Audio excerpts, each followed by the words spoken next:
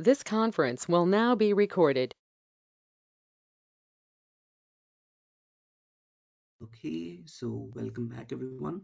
I hope you have gone through the previous videos and you found it to be at least of some help in terms of letting you know about the ITBA role and how you can prepare for it.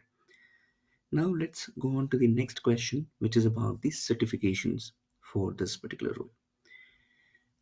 In today's professional landscape, if you see, for anyone's career, certifications can act as powerful assets. But when it comes to this role, how it would be, so let me share my thoughts on it. So, unlike the other roles, technical or non technical, where it is almost mandatory to have specific certifications as prerequisites, ITB role is quite different. Uh, you might have come across various people suggesting maybe CBAP or ECBA or CCBA or CSM, PSM, or a lot many other certifications, and saying that go for this and it'll be like adding brownie points to your resume, etc. Um, what's my take on it? In fact, almost 3 to 4 years back, I have written an entire article on LinkedIn sharing my views on the certifications for this role. However, instead of just relying on individual opinions like mine or any other person, let's focus on something that can be considered as a fact based approach. What can that be? So, look at the job descriptions posted across prominent job portals. Could be LinkedIn, or could be Naukri, or could be Indeed, or any other major job portal in your region. So take a moment, go through these job description for the ITBA role in tech companies and see how many of them explicitly mention any particular certification as a mandatory requirement. Okay, maybe you can exactly pause this video and you can do this exercise right away. Go to any job portal, search for the IT business analyst role, and you'll find some hundreds or thousands of results over there. Select those particular ones which are from the software companies, and then look at the job descriptions and go through every requirement that has been mentioned in these job descriptions. And you can see it for yourself as to how many of them even mention any certification. Forget about being mandatory. They may not even mention that as a preferable requirement or a desirable requirement. Maybe uh, uh, for an ITB role of a senior expertise, they might sometimes mention CBAP, but other than that, I don't think any other certification would be mentioned. So my point is that when it is not even mentioned as a requirement, like when the industry's demand and acknowledgement of specific skills isn't even mentioning any of these certification, then why should you spend a bomb on it and go for something expecting it to help you, and whereas it is not at all. Okay, so your investment should be well worth of your time, money and effort. And if any certification is not doing that, then you might as well not go for it. And that's my opinion on it. Okay, because my goal here is to provide you an idea on what works best in your interest, in your pursuit of your professional growth, right? And I encourage you to actually evaluate the requirements, the market demand, assess how things work, and then make an informed choice on whether to take up any such certification or not, so that you can focus on genuinely improving your chances of becoming an IT business analyst. Okay, if you want more points on it, maybe you can quickly search for my article on LinkedIn and you can understand more on the entire set of points that I've mentioned about this thing.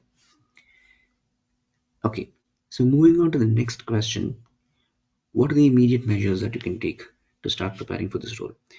So I would say that it is essential for you to approach your preparation with proper consideration of what to start with. Okay, rather than directly jumping into some training program or doing anything like that, I would suggest you to follow an approach that utilizes the readily available resources. What do I mean by that? So there are certain things which are available at your disposal right now. So maybe you should make use of it first, get an idea of the things around, and then you can, if you expect or if you think that I need some additional support and all, then you can think of the other options. Okay, so hear me out to know what are the immediate steps that you can take that can set you on the right course in your preparation. Step number one would be to turn your attention again back to the job descriptions on any of the major job portals. What can you do from that is, when you analyze multiple job listings, you can identify some often repeated points. Maybe if I take a look at around 10 or 15 or 20 job descriptions of this role, and make it just copy paste of all of those job descriptions into some Word document and do a comparison of what are the common points across all of these job descriptions. Okay, so you will actually be able to identify the areas which are being commonly repeated, and then out of those you can see that some of them are things which you're already familiar with. For example, communication skills or documentation or SDLC. So let's say that you feel that you already have an idea of what are these terms. So maybe you can set these aside and then focus on the remaining points that may be new to you. Maybe topics like agile or user stories or stakeholder management, Jira or requirements prioritization, uh, wireframes or prototypes, or many other things like that. So these unfamiliar concepts should be the focus of your learning journey. Okay, so what you're doing is you're going through job descriptions, identifying the common points, putting aside those which are already things which you're aware of, and then identifying those which you need to be really having an idea about. And that gives you an idea of what your job expectations also will be. Okay, so even before spending a single penny on learning all these unfamiliar concepts, the next step that you can take is to go to some platforms like YouTube. Okay, and start searching for these concepts. For example, user stories. Now, let's say that you might not have heard about user stories before. So now what you would be doing is you would go to YouTube, search for user stories, and see a couple of videos. You don't have to really spend hours and hours together. Maybe just watch 2 to 3 videos on user stories. That will be enough to give you an idea about what is this concept. Okay, so you go through those videos that can give you a basic understanding of this concept. And by just watching a couple of these well explained videos, which also mostly have some examples in it, you can grasp the core principles of that topic. Okay, repeat the same thing for the other things, other concepts that you might have come across to be often getting repeated in the job descriptions. And once you have gained a foundational understanding on all of these topics, then maybe you get a feeling that okay, I need to know more about it. So what can you do at this point of time is consider enrolling in some cost effective online courses. Again, I'm not suggesting you to immediately jump into some trainings. Rather, go for some online courses. What are these online courses? There are some economical courses on websites like Udemy or Coursera or LinkedIn Learning or EDX, you know, and maybe a few more would be there out there like that. So consider going for these things because they come at a very, at a fraction of the actual cost. If I have to talk in terms of Indian rupees, then courses on Udemy would be around 500, 600 rupees.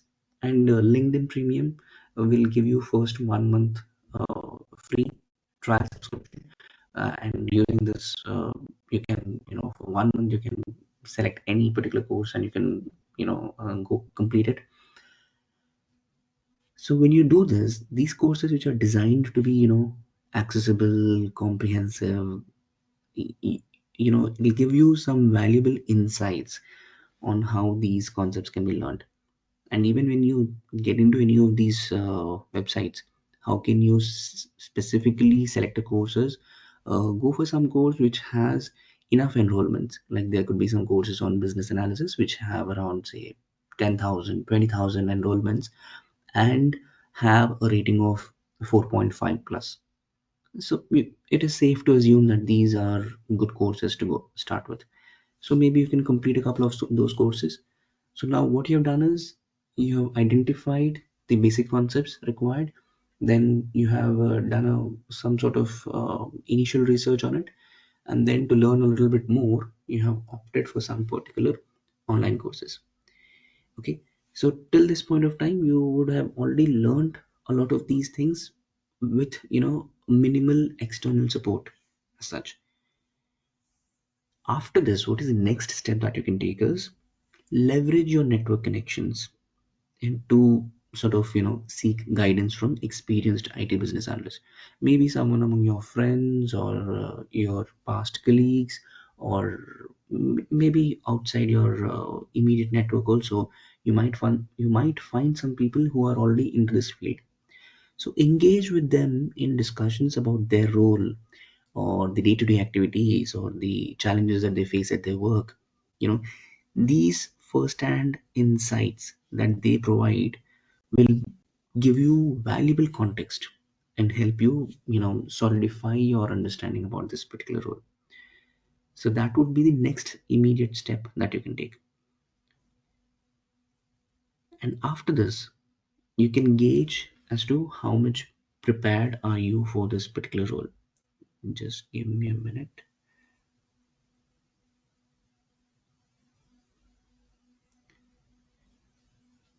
Yeah.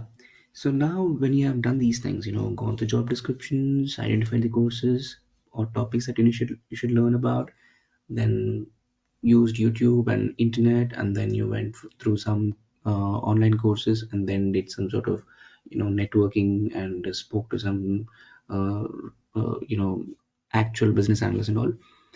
After having done all of these things, you can come to a situation wherein you may feel that okay, I've understood enough number of things that I would require to learn about this particular role. So you might as well take the next step of refining your resume to align with that of a ITBA role, and then start applying also. So till now, till this point of time, you have not gone for any training, but you have become confident about knowing enough things for this role.